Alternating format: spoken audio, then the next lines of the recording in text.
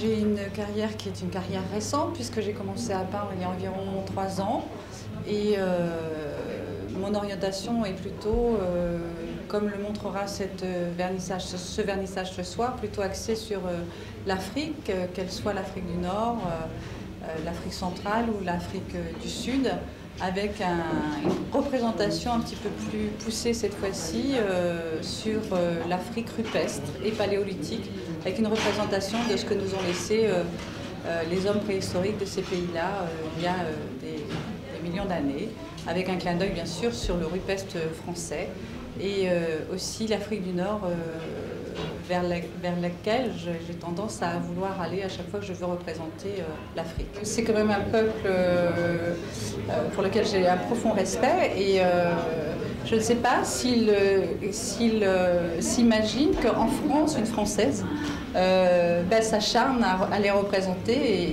et elle a cette passion pour eux. Donc c'est vrai qu'aller chez eux, que ce soit à Fès, Marrakech ou ailleurs, et s'apercevoir qu'en France on parle aussi d'eux et d'une façon artistique, je trouve que ce serait bien. Ce serait bien pour moi, mais ce serait surtout bien pour eux aussi. On ne comprend pas tout quand on est artiste, ce qui vous pousse à aller vers telle direction plutôt qu'une autre, parce que moi j'ai des origines qui ne sont absolument pas de ces pays-là. Je suis pur produit français, de souche française, qui plus est de bord de mer, normande.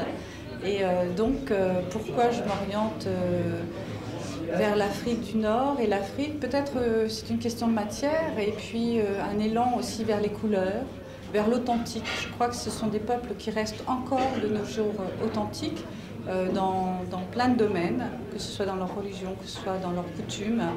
Et ça, c'est quelque chose dont on a besoin et moi j'ai encore besoin de représenter ce genre de choses en tout cas. Je trouve que c'est intéressant et c'est un peuple de soleil, de couleurs. C'est un peuple de vérité et comme je cherche à recréer des émotions dans ce que j'essaie de représenter au niveau pictural, et voilà, je vais vers eux et ils me le rendent bien, je crois. Je pense que j'ai du mal par ma personnalité propre à rester dans un style précis et je pense que j'ai envie de dire trop de choses pour pouvoir me cantonner à proposer au regard des autres certaines choses très limitées. Alors je suis attirée par l'Afrique du Nord et par cause à effet, en faisant mes recherches, puisqu'un peintre fait aussi des recherches sur ce qu'il va peindre, je me suis attardée effectivement sur ce qu'ils avaient pu laisser, eux, notamment sur d'immenses rochers ou dans certaines grottes de Tassili ou du Sahel. Et de cause à effet, ça rebondit et j'ai eu envie, par un travail de matière qui se trouve ici ce soir, d'associer le figuratif en les représentant eux en tant qu'individus, avec le regard qu'ils ont, que j'aime beaucoup, et un autre travail de matière, mais qui n'est pas totalement indépendant d'eux-mêmes. Mais je tiens quand même à souligner que je fonctionne par épisode d'émotion. Donc je peux, si je veux représenter l'Asie, je peux passer à l'Asie aussi et je vais faire le même travail de recherche. En attendant, c'est l'Afrique et l'Afrique du Nord.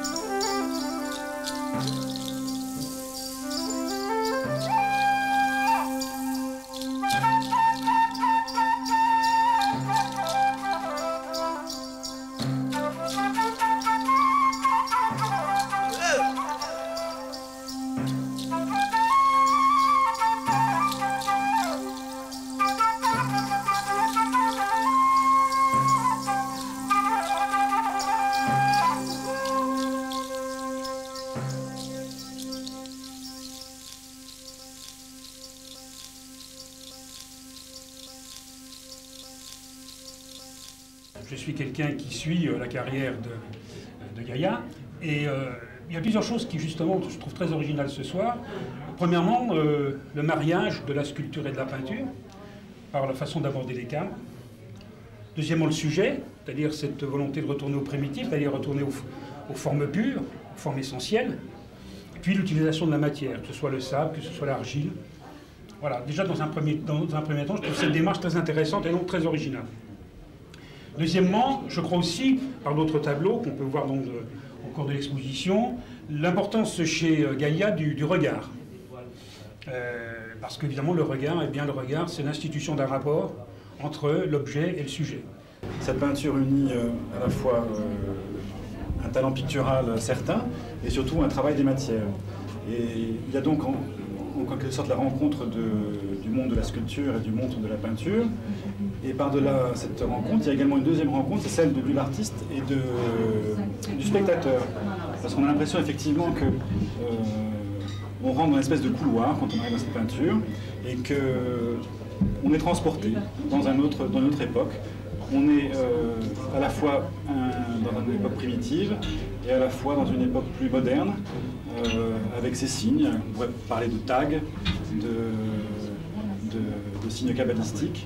Et cette rencontre des deux mondes est très étrange. Donc ça donne une atmosphère très particulière qui est intéressante et qui est extrêmement belle.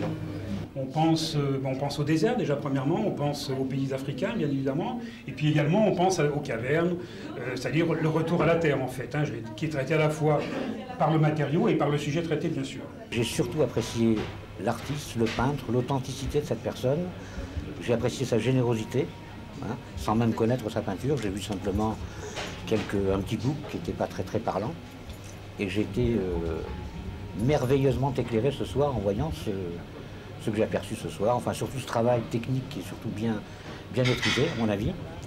Et puis j'espère avoir l'occasion, comme on le dit chez nous les Berbères, si Dieu veut, de l'amener un jour exposé dans des pays berbères, en Afrique du Nord, et pourquoi pas à Marrakech. Voilà.